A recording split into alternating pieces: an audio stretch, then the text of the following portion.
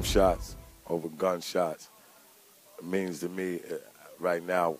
That's the phrase that should be Obama's campaign right now, because that's exactly what needs to be done.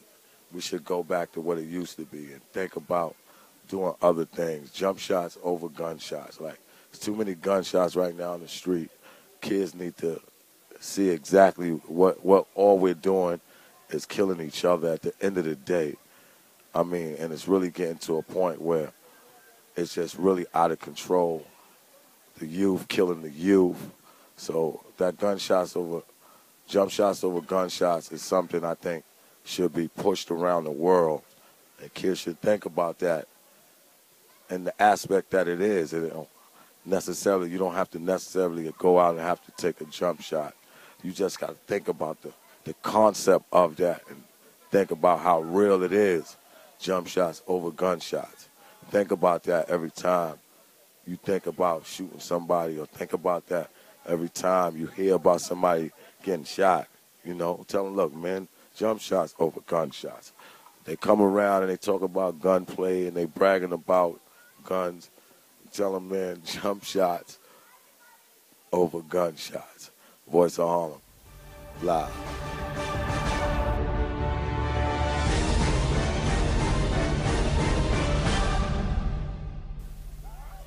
I would say I do. I bring a whole different vibe, because I bring a commentator / you about to have a music concert / light feet contest / hip hop Holy Ghost feeling. So with me, commentating is just one part of what I do when I host a basketball game. So as I said, it's going to be a combination of all those I've mentioned. So it's going to be more so like a basketball game and a rock, a heavy metal rock. The vibe is like a heavy metal rock band type of feeling. Like a lot of electricity. The people accept me, and it's always a lot of electricity, and it's always all love in the hood. And, from the different tournaments, I did Kingdome, I've done Dykeman, Hoops in the Sun, EBC, I've done Little West 4th Street. I've been all over the place. I've hosted for Kobe, LeBron. I've did a little bit of everything, the Garden. So everywhere I go, it's like the same results, because at the same time, I always come with the same intentions. And I come just to have a party and a good basketball game, you know what I'm saying? And being from the old school, I'm a little older than most rappers, so I come up watching Duke Tango, and my best friends was Master Robs and the Dancing Doogies and Terminator, So coming up with those guys and watching those guys and being a part of the game, watching them, and now being a part of the game on the mic now, it just kind of gives me like a edgy feeling, because I've seen what these guys did, and I kind of know with this street ball thing how it's supposed to go and how it's supposed to look. You know what I'm saying? Because to me, I didn't see the 70s era of Rucker or street basketball, so I really can't speak about what I didn't see. But for me, I seen the 80s till now, and I know for a fact there's no better crop of players from, let's say, 83 till now than the era of the Dancing Doogies, like I said, and the Master Robs and the Terminators, and rest in peace Pookie Wilson, and rest in peace the Munster and Carlton Hines. And that era right there was Tone Greer, and the total package. Before it was a Kareem Reed, when it was the A-Train and Jim Ice and, guys like that. That was just a whole different crop, Rambo and D-Mac, that era right there is kind of like, that 92 Dream Team, that's my personal opinion, and I feel my opinion counts, because players and spectators feel my opinion counts in street ball. So, and I've been around it, and I kind of, I take it in. So I would say I know enough about it to say my opinion counts, and a lot of people would agree that that era of basketball is that unit, that unbeatable era. 80 to, let's say, 90, the changing of the guards was when Reggie Freeman and them came in, 99. Yeah, the changing of the guards, the A. Butters and the rest of them cats came in. So, yeah, 80s to about 99 belong to them, the great ones. Master Rob and the crew. Big shout out to my man, Master Rob, the great one.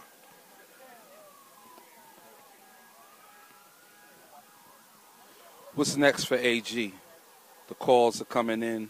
Other things are coming up. What's next for you? Right now, I'm just actually got a couple of things going on, so I'm just kind of going to connect all the dots. And, I've been speaking with my manager, and just, my son is older now. I had him since he was 3 days old. He'll be 10 years old. So now I'm a little bit more mobile. I'm a little bit more situated. So I'm able to kind of put more into Voice of Harlem as far as the music and the commentating. So I got some things going on. I got a new little music deal going on. I'm doing some stuff with the original Rough Rider team, and doing some other touring. I got my Pro League I'm hosting starting in October. I'm just jumping around. I got a lot of out-of-town games I got kind of set up that's normally there. A lot of new music. I have a lot of new music right now, a lot of features coming out. So with me, I'm just getting ready for a good push. Like I said, I have a little bit more time now to actually put into the music and the commentating. So it should be a good year. God willing for me, it's going to be a good year because, I'm just focused. I still have my fan base. I'm still having a good time. Number one, I'm still really having a good time, and that's most important with me. Like, as long as I continue to have a good time, I'm gonna continue to do what I do.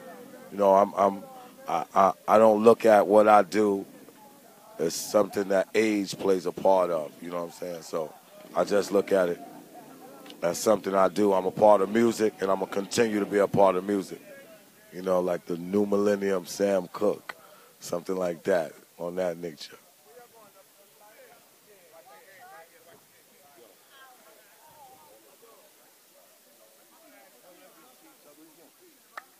All right, family. No doubt. Clever lover ain't no other but you, baby. Oh man, can't complain, can't complain. AG, give me your 3 favorite basketball movies and why. 3 favorite basketball movies. Number 3 would be Love and Basketball, because it was a great movie, which it felt so regular. Everyone in the hood or the minority could relate to it. It felt so regular. Love and Basketball would be number 3. I would say number 2 would be what was that movie? Sunset movie. You remember that? The Sunset movie. I don't remember the exact title. Had my man in there. My man in there. No. You know what? Number 2 would have to be He's Got Game. Gotta go with He's Got Game. Great movie. Denzel showing he can play any role. So I would say number 2 would be He's Got Game. And number 1, hands down, Cornbread Earl and Me, because they shot Cornbread. They shot Cornbread, and that was the first movie that actually really have you saddened and you knew it was just a movie, and every time you watching it, it would sadden you. You would get sad. Like to this day, that movie is so touching. I mean, and it was regular, and it actually shows what really goes on to this very day. That right there was just a statement for the future. If you think about that movie, I mean, as much good as NYPD and officers do, they also do a lot of things that ain't right, and Incorporate Earl and Me just shows what still goes on today. They can get away sometimes with things they shouldn't get away with and make it look like they're not guilty or nothing, and at the end of the day, they are. So I would say number one, Cornbread Earl and Me. They shot cornbread. Big, big, one, big, Mike, big, big, check. Voice of Harlem. You know how I do it.